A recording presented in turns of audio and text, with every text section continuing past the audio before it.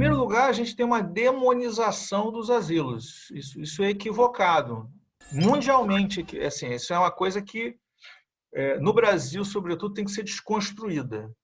A instituição de longa permanência, ela serve para quê? Ela serve para dar moradia com apoio para o idoso que não tem suporte familiar.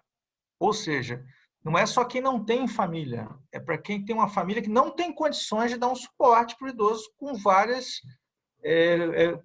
com comprometimento de autonomia e independência. Porque, veja bem, qualquer um de nós pode ter um parente, um pai, uma mãe, um avô, que tinha autonomia e independência, tem um AVC e passa a ter que... Você tem que higienizar ele todo dia, tem que virar na cama, e você trabalha.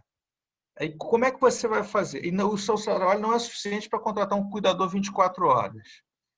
Então, essas circunstâncias, né, eu dei aqui um exemplo para mostrar, elas não devem ser analisadas como uma culpa da família. A família não tem como, sem apoio, dar esse tipo de suporte para o seu ente querido durante o envelhecimento.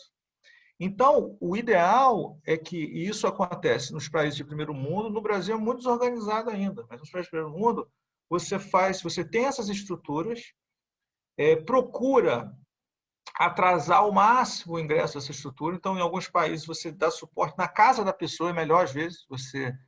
Às vezes a pessoa fornece um cuidador, alguém lá é melhor.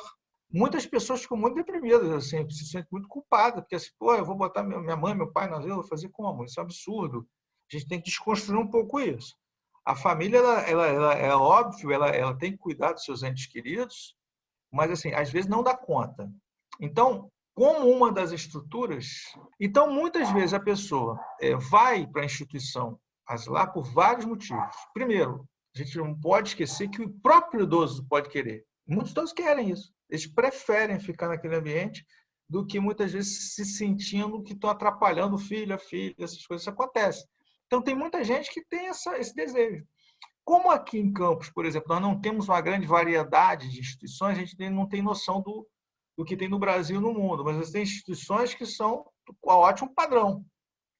Eu conheço várias, dentro da pesquisa, rodei muito, e assim, tem excelentes, assim, que não tem absolutamente nenhuma cara parecida com esse estereótipo aí que a gente de abandono. Isso vive muito bem.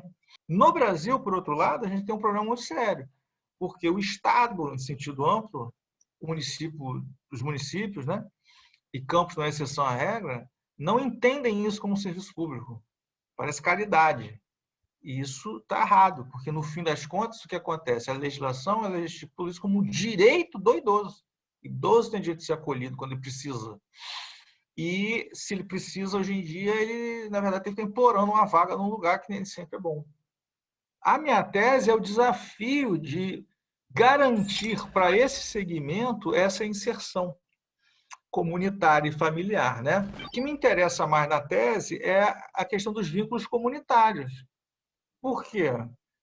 Porque, nesse caso, não há desculpa para não haver um trabalho nesse sentido. Porque a sociedade existe. Então, assim, e como trabalhar isso? Esse é o desafio da tese, porque, no meu entendimento, até onde eu tenho pesquisado, né, nós temos alguns pilares em relação a isso. O primeiro é que a instituição tem que conhecer o idoso e adotar o que a gente chama de cuidado centrado na pessoa. O que quer dizer isso? Você tem que conhecer quem é o idoso, saber das suas preferências, sempre atuar pactuando, por mais que haja um comprometimento, a gente sempre tem que partir do pressuposto de que essa pessoa é sujeito de direitos. Então, a preocupação da tese é tentar criar um modelo de identificação dessas falhas da atuação da instituição e, na sequência, maneiras de tentar resolver isso, né, com propostas para que essa manutenção dos vínculos seja sempre presente no atuar das equipes. A gente reduziu o espectro territorial para as duas instituições, mas nós agora temos 3 instituições em Campos, inaugurou mais uma, mas o trabalho vai ficar nas 2 que a gente começou, que é o Asilo Monsenhor Severino, conhecido, e o Asilo do Carmo. Os 2 são bem conhecidos.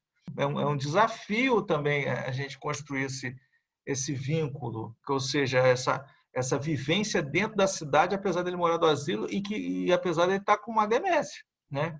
Que ele possa frequentar alguns lugares, que ele possa se sentir integrado, que ele seja estimulado, né, no que sobrou dessa questão cognitiva, né? Mas a gente percebe que tem muitos idosos que têm muito potencial ainda, poderiam ser estimulados em várias frentes e não são, né? E não são.